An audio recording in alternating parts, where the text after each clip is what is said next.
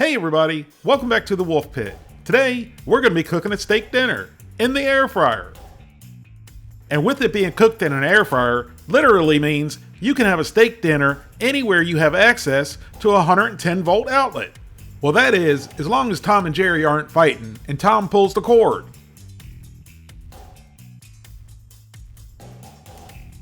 So let's get our steak dinner started.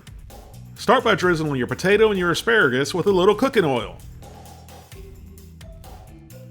And then give everything a good mix with your hands to get it well coated.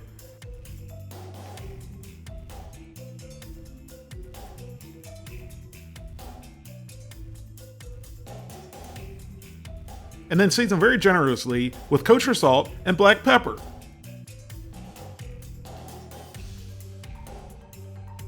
And when you're seasoning your potato and asparagus with salt and pepper, ensure you get as much as you can on the table.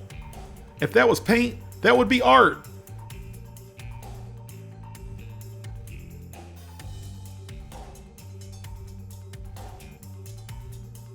The baked potato is going to take the longest to cook, and usually in an oven, depending on the size, a baked potato takes between 45 minutes and an hour in a 400-degree oven.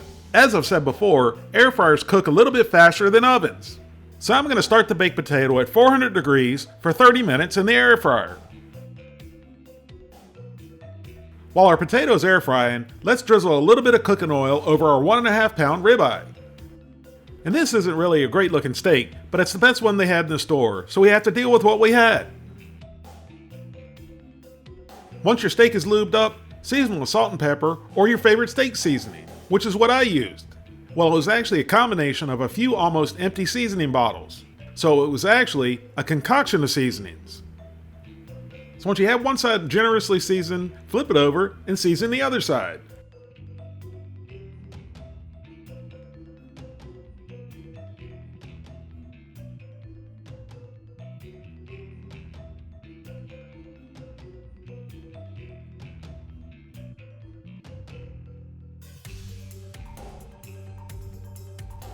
Now let the steak hang out at room temperature until your baked potato is done. After air frying for 40 minutes at 400 degrees, our baked potato is ready.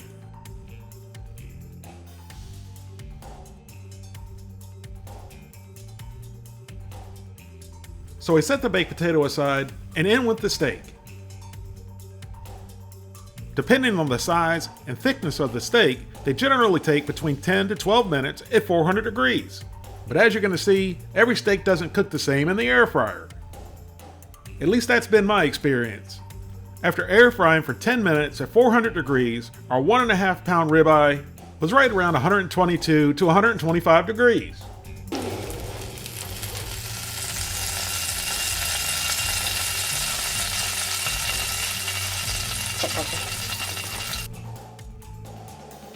So we removed the steak from the air fryer, added a couple pads of butter, and let it rest for a few minutes while we cooked our asparagus.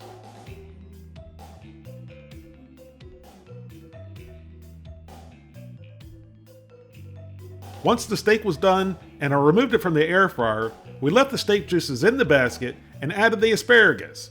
The steak juices are only going to add more flavor to the asparagus. I don't like mushy asparagus unless it's out of a can, which canned asparagus and fresh asparagus are two totally different animals. I personally like fresh asparagus, barely cooked and still crispy. So I cooked it at 400 degrees for 4 minutes. If you don't like crunchy asparagus, cook it a little bit longer.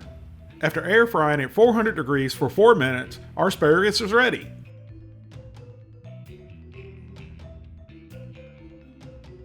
After resting for a few minutes while we cooked our asparagus, our steak was ready to slice. I like my steak medium rare, and that's what I was shooting for with this steak, but this steak turned out a little bit more medium. But even though it was more medium than it was medium rare, it certainly didn't affect the tenderness or the juiciness of this ribeye. This ended up being a dinner for two for me and my daughter. The 1.5 pound ribeye, the 1+ pound potato, and the 1 pound of asparagus was more than enough for my daughter and I to split. But if you had bigger appetites and you wanted this to be a dinner for two, just add another baked potato, or bigger steak, or both. Now I know that Catherine wanted to eat the steak more than she wanted to help cook it, but we were both looking at the steak, getting ready to fight over the first bite. so since she helped, and she's Daddy's little girl, I let her have the first bite.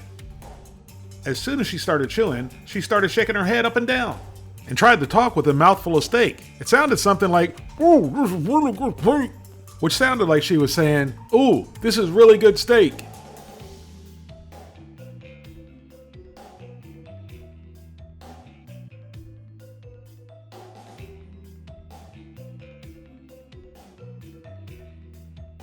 Then it was my turn to try a piece of the air-fried steak. So we shanked a piece, and into my old pie hole, and down the gullet it went. And even though the steak is more medium than it is medium rare, it was moist, tender, and super juicy, and had me talking with my mouth full. And I concurred and started speaking the same language as my daughter. "Oh, this is really good steak."